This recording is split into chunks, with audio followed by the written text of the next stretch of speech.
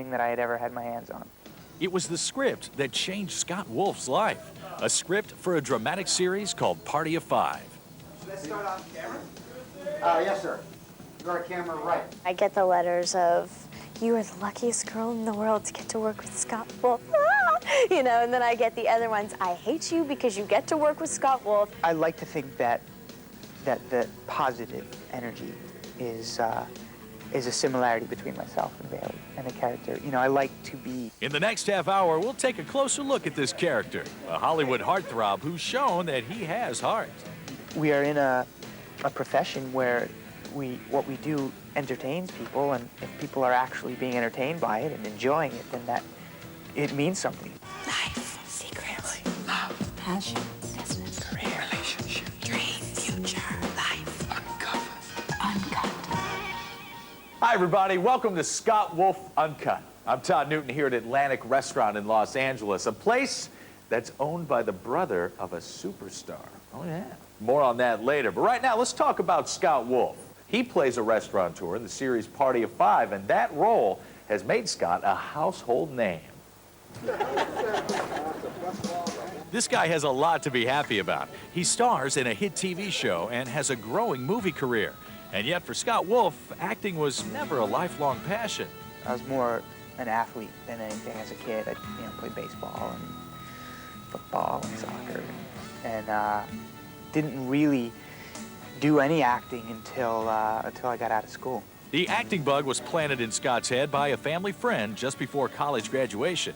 I'd always been fascinated with it. I'd always sort of, been a fan of films and television, and thought it seemed to be a pretty exciting thing to do and fun thing to do, to be an actor, but I never looked at it realistically.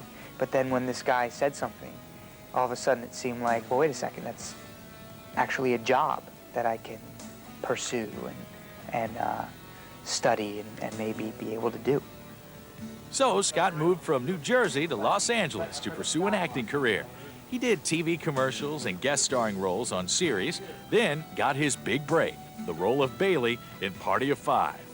Party of Five is about it's about a family, an unconventional family of 5 kids that at the beginning of the series were dealing with the immediate consequences of having been orphaned. Their parents died in a car accident 6 months prior to the start of the series. And this is the story of how they stay together and manage to run a life without parents around. When we did the pilot, there was this sense of, like, God forbid we don't get a chance to do a little bit more of this. No one was saying, like, give us 4 years. We were saying, give us 6 episodes, give us 12 episodes, anything just to sort of let this live for a little while longer, because it was so special. Characters are flawed and human and real, so they're not these perfect people that people can't actually reach out and identify with. And so the fact that I think they can watch Party 5 and see people making mistakes and people, not having all the right answers, I think that kind of helps people be honest with themselves. And while Scott is in many ways similar to his character Bailey, there are differences between them as well. I think the thing that Bailey doesn't have is, since he's thrown so drastically into this situation, and he was a regular old 16-year-old kid who now has to take responsibility for this family, I think that he finds himself not having clear solutions to problems, and he knows what needs to be solved. He knows how important it is that this family stay together. But when it comes time to actually figuring out how to do it and what to say, I think he finds himself a little at a loss. Initially, Bailey was definitely the glue that keeps the family together. And in recent episodes, he's strayed a bit and found his desire to have a life of his own kind of take top priority for a while. But he always does, at heart, really care about keeping the family together. And it was the show's fans who actually kept Party of Five on the air. Low ratings in the first season had the show on the verge of cancellation. In our first year, TV Guide did a Save Our Shows campaign that asked viewers to write in and say what shows they wanted to keep on the air, and we sort of won it by a landslide. Being on a show that was sort of an endangered show when we started out, and really looked like we might never even get a chance to live. And having gone 4 years now and just got picked up for another couple of years it's something I'm really proud of. Well, Scott has reason to be proud. I mean, his show has won critical acclaim and a few awards. We'll talk about that next. Also ahead on this edition of Uncut, the cast of Party of Five is going to let us in on a few secrets about Scott. He's goofy, and, you know, he gets sugar rushes if he eats too much frosting, by the way. And later, find out which mega movie star Scott Wolf constantly gets compared to. I could be compared to worse. You are watching Uncut. This is our in-depth look at Mr. Scott Wolf. Welcome back, everybody. I'm Todd Newton. Now, Party of Five got a second chance on the air thanks to you, its fans. And it garnered praise from the critics because it explored deep storylines and grabbed the attention of viewers everywhere. And a good deal of the credit goes to Scott Wolf. And back red. Party of Five is popular in part because of Bailey Salinger, a character who's gone through more than his share of changes. He lost his parents, he lost a girlfriend, he's now dealt with, having to recover from alcoholism, yet he's got this eternal optimism about him. You know, he just sees the brighter side of things and chooses to, fights to, and sees hope in things and chooses to fight towards making something work rather than resign himself to why it can't. And I think that is something that, to me, is what I find appealing about him. But according to his castmates, it's Scott who's the appealing one. When I first met Scott, I had the biggest crush on him. I couldn't stand it. But I just thought he was so cute, and he is so cute. But you know, I figured maybe he would marry me one day. But now, now we've become best friends, and he's my big brother. Scott and I get along great. You know, it's really funny. Our relationships really are like siblings. I mean, we play with each other, we play pranks on each other, we tease each other, we have fun together, and that's it. And it's really supportive and really wonderful. And Scott and I we have a really, really good bond. I get the letters of, "You are the luckiest girl in the world to get to work with Scott Wolf." And then I get the other ones, "I hate you because you get to work with Scott Wolf and you get to kiss him and you play his girlfriend. What does he smell like? P.S. Yeah, Sarah's cool too." Yeah, I definitely get all those letters, and Scott deserves all those letters. He's really great. We both come from families with brothers. We both have really intense brother relationships, and I think that that's always been one of the things that's really worked well on this show. I love Scott. I mean,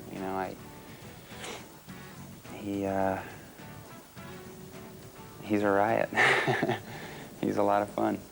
Really, since we met, there was a great, some kind of energy between us where we just really clicked well. And you hear, it's kind of a cliche thing to say, but we got along so well that what it really did, I think it's been something that's contributed a lot to the success of the show, which is that people don't tune in and see a group of singular actors sort of pretending to be a family. They see a family, and we feel very much like that off camera as well. So I think it's... We love each other. We do.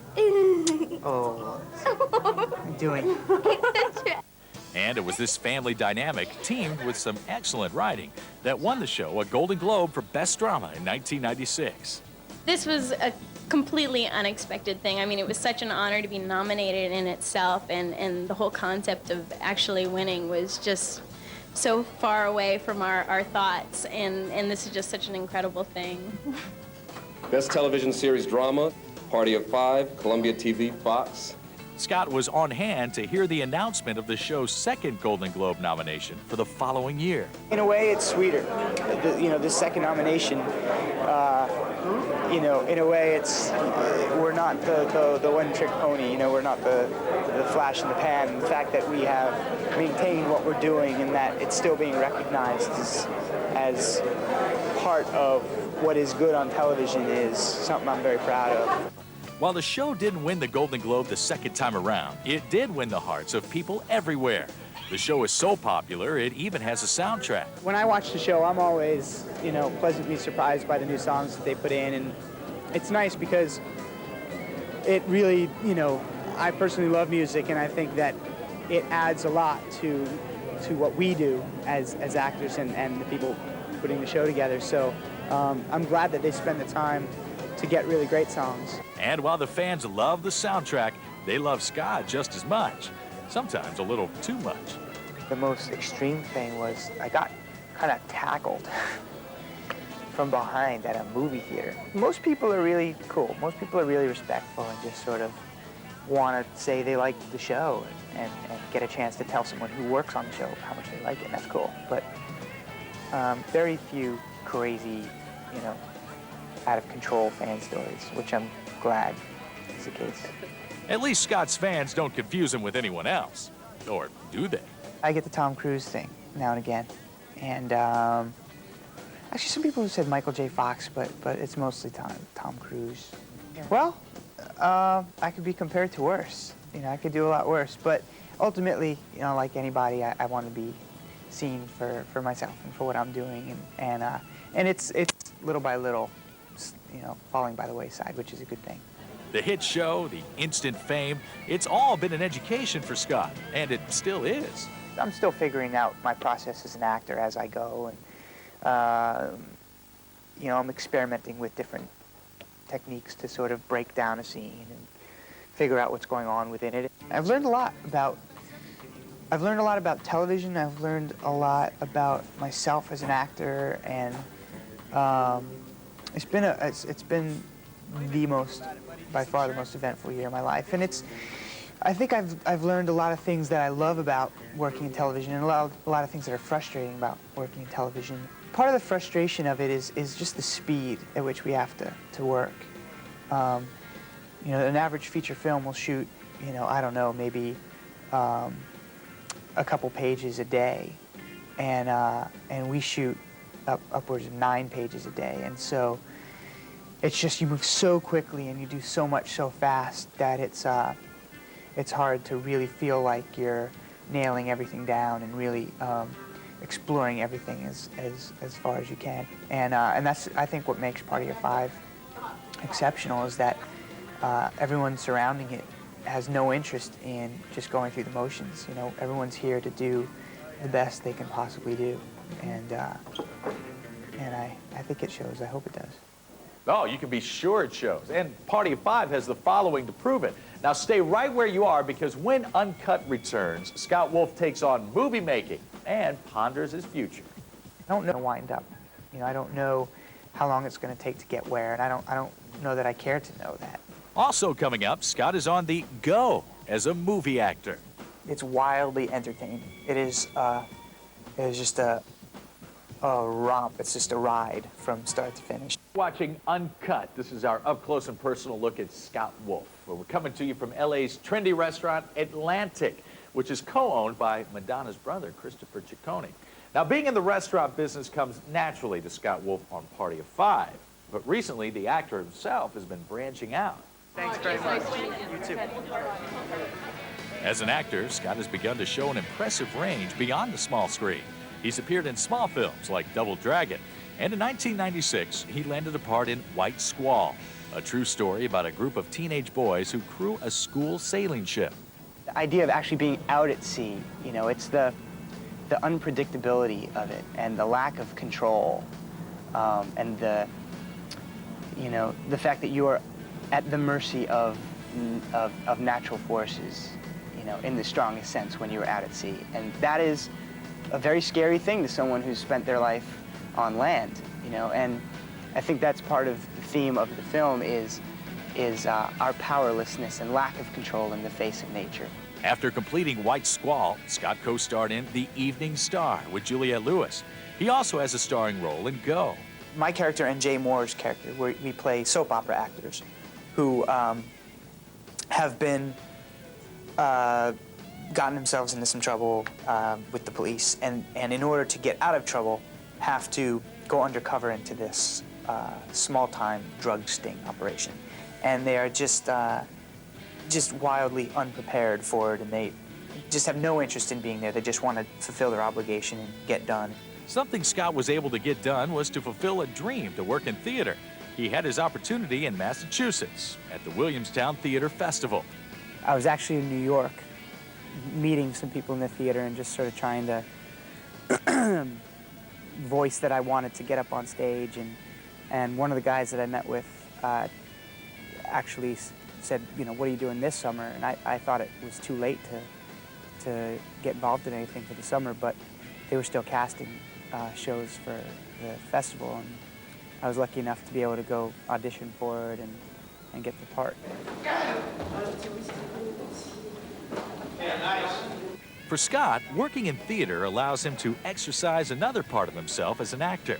You get to do things in the theater that we could never do working on a television show or a film, where, you know, we do the same show night after night after night after night, and you get to know it so well that you can be so free within it. And, you know, I'm now just going up there, you know, we go up in a couple hours, and I can't wait just to jump into that world again and live in it. And new things come out of it every night, you know, a new little exchange, or you'll notice something that someone else does that you never noticed before. Not only has this experience been great for itself, but it's gotten me excited in a whole new way about what I do. You know, it's hard to believe I get to do this for a living. And so I get to bring that back to Party 5 and anything else I do.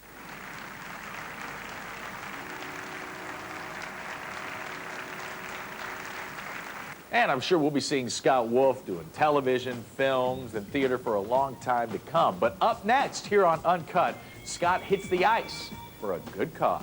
It's a great cause and great fun, and get to see some of my idols. Welcome back to Uncut.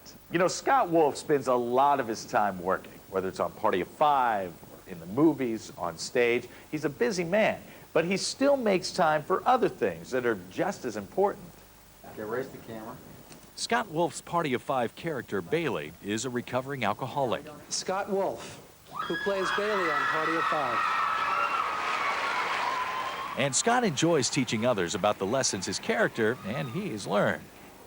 My mind has been open to a lot of really misconceptions about alcoholism. You know, a lot of people have a sort of distance from it and don't understand a lot about it. So hopefully from the story that we've been telling, you guys have been able to watch and understand more about the disease so that you can take a look at your own lives, yourselves, and the people that you care about around you. The funny thing is you become an actor, you get on a TV show, and all of a sudden people decide that your opinions are more valuable all of a sudden. I don't know why that is, but if us being here means that people are going to pay a little more attention to what this message is, which is be aware of what's going on with yourself and with the people that you care about around you. Nothing that we say to you up here today is going to make sense to you unless you decide to use it for yourselves. So ultimately, if you guys don't take care of yourselves, nobody else can take care of you. Scott also got some applause when he played in a charity hockey game, which benefited the Christopher Reeve Foundation. To be able to skate at Madison Square Garden, I grew up coming and watching the Rangers here. And again, anything to support Chris Reeve's Foundation is something I want to be a part of. It's a great cause and great fun, and get to see some of my idols. So, well, Gretzky, I mean, that's a no-brainer. But a lot of actors out here that I really respect. And Scott has gained the respect of his fellow actors by showing them how much he cares for them. When co-star Lacey Chabert turned 13, Scott was there to welcome her teen years. Oh, it's so cool. I got Scott so good with ice cream all over his face, but he did start it. He got me on my nose. She's so great. Our only problem ever is laughing too much during a scene, so that's why we have trouble doing scenes together. We spend 90% of the time cracking up. He enjoys his work and he loves his friends. Could life possibly get any better for Scott Wolf? I don't know where I'm going to wind up. You know, I don't know how long it's going to take to get where, and I don't know that I care to know that. I just hope to keep improving and working hard at it, and that's really my only goal in all of it. Is it's not up to me really where I wind up and what jobs I'll get and not get and how long this will go or not go, and all I can really do is you know, sort of bury my head in my work and make sure I'm getting better every time I step in front of the camera, hopefully. Yeah, do that, John. That's great. Okay, so all it is the top. He's an accomplished actor in television, on the screen, and on stage, and he hasn't let a little flattery go to his head. Fame has been good to Scott Wolf, mostly because he earned it. There's times where it's strange and where you think to yourself, man, it would be nice just to sort of go back to being, you know, anonymous that way and having no one have any idea who you are and not care if you're sitting next to them at a restaurant. But I wouldn't trade what I'm doing now for anything. I love what I get to do, really. And so I love my work. And the fact that that stuff comes along with it is very acceptable.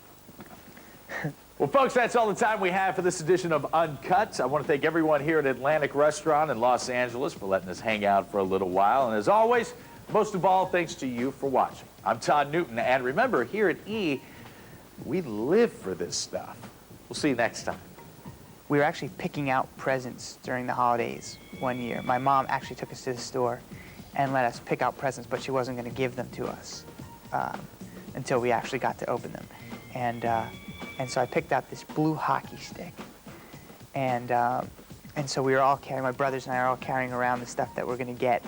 And I wanted it that night. I didn't want to wait until the holidays came. And so I whined for about an hour, and she finally broke down and gave it to me.